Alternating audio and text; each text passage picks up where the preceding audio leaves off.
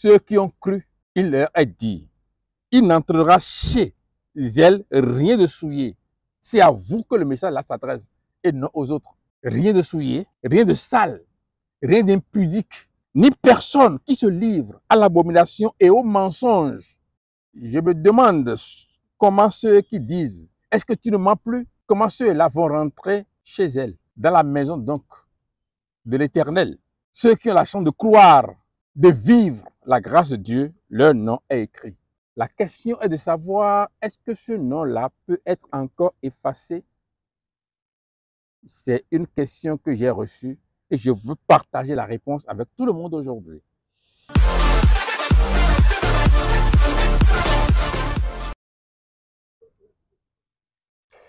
Alors, bien-aimés dans le Seigneur, chers amis de l'émission Ce qu'il faut savoir, nous sommes encore une fois en votre compagnie pour vous dire que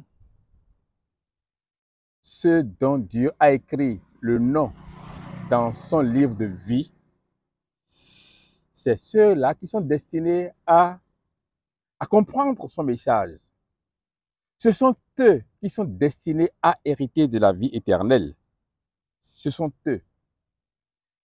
Dans la Bible, il est dit ceci, « Il n'entrera chez elle rien de souillé, ni personne qui se livre à l'abomination ou au mensonge. Il n'entrera que ceux qui sont écrits dans le livre de vie de l'agneau. » J'ai bien envie de vous parler du livre de vie aujourd'hui. C'est quoi le livre de vie de l'agneau? Ce sont des personnes à qui Dieu a fait la grâce de croire en son message, au message du Fils. Je parle de Jésus-Christ. Des personnes n'ont pas la chance de l'entendre parce qu'elles sont nées dans des endroits où on ne parle même pas de Jésus. Ça n'existe pas. Mais certaines personnes ont la grâce. C'est ceux-là que je peux appeler des gens prédestinés parce qu'ils ont la chance de croiser le message donc du Christ. Parmi ces personnes qui ont la chance de croire, de croiser le message, je vais dire, certaines personnes croient, d'autres non. Des personnes refusent de croire également. C'est leur choix, libre à eux. Ceux qui ont cru, il leur est dit, il n'entrera chez elle rien de souillé. C'est à vous que le message là s'adresse et non aux autres. Rien de souillé, rien de sale, rien d'impudique,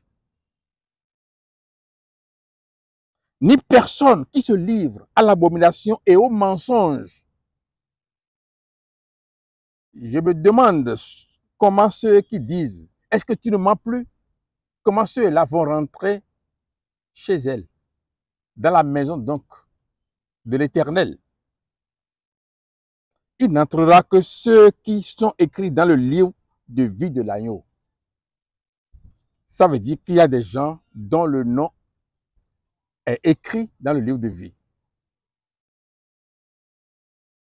Ceux qui ont la chance de croire, de vivre la grâce de Dieu, leur nom est écrit. La question est de savoir, est-ce que ce nom-là peut être encore effacé? C'est une question que j'ai reçue et je veux partager la réponse avec tout le monde aujourd'hui. Dans Exode chapitre 32, versets 32 à 33, il est dit ceci, je cite, « Pardonne maintenant leurs péchés, sinon efface-moi de ton livre que tu as écrit. » C'est Moïse qui parlait à Dieu.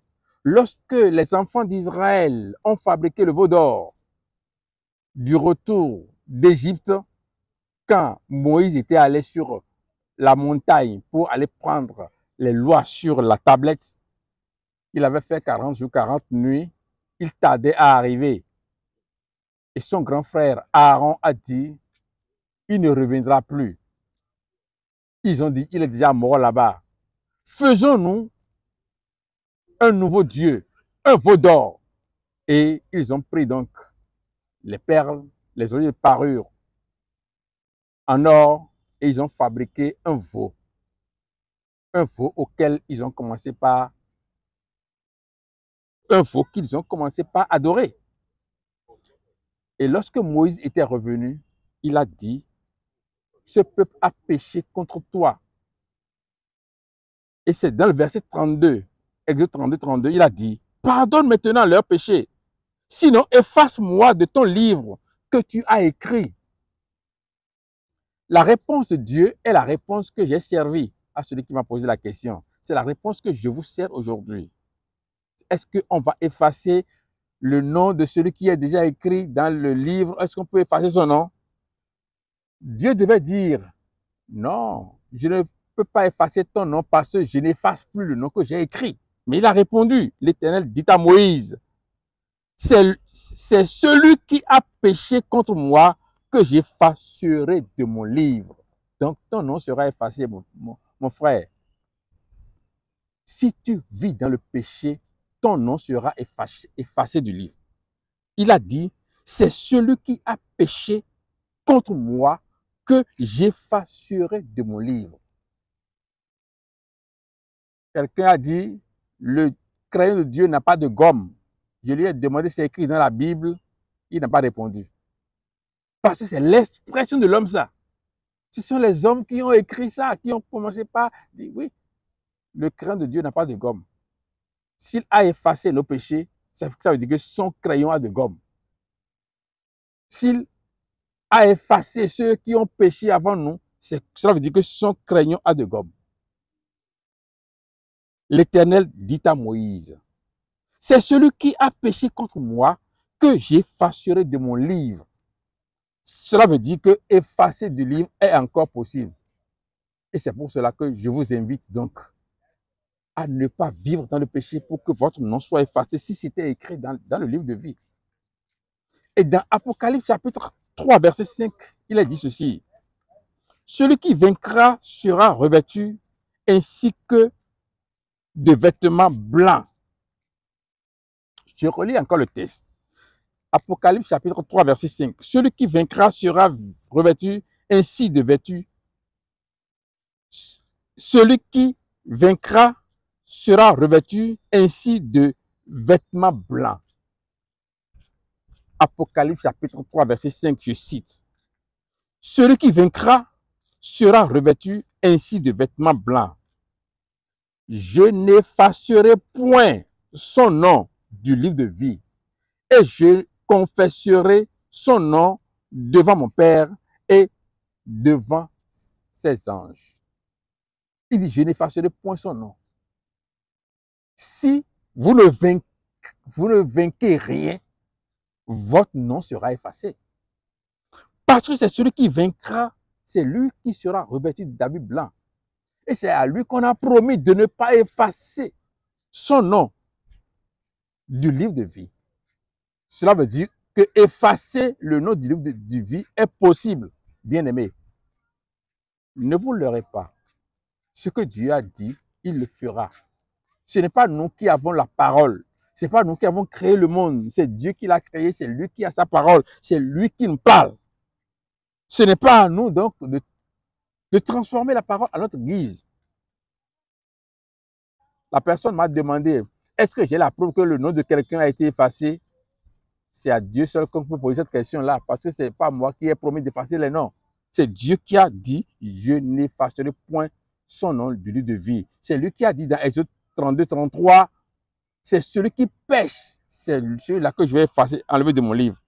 C'est pour cela que je vous demande, bien-aimés dans le Seigneur, à respecter la parole de Dieu. Ce n'est pas une parole que nous allons défendre. Elle se défend d'elle-même. Nous allons faire l'effort de nous conformer à la parole. Dieu ne changera pas sa parole à cause de nous. Ce qu'il a dit, il le fera. C'est pour cela que je vous dis, le nom sera effacé si on commet le péché. Exode 32, verset 33. Si quelqu'un commet le péché, son nom sera effacé. Et pour que votre nom ne soit pas effacé, Christ est mort pour vous. vous donnant la puissance, la force de rester en communion avec lui dans la sanctification. Son esprit est en nous pour nous rester, pour nous garder en éveil. S'il y a un adversaire qui rôde comme un lion cherchant qui va dévorer, 1 Pierre chapitre 5 verset 8, ça veut dire qu'il est possible donc d'être dévoré si on se laisse aller. Que Dieu garde chacun de vous afin que vos noms ne soient pas effacés. Soyez bénis. Amen.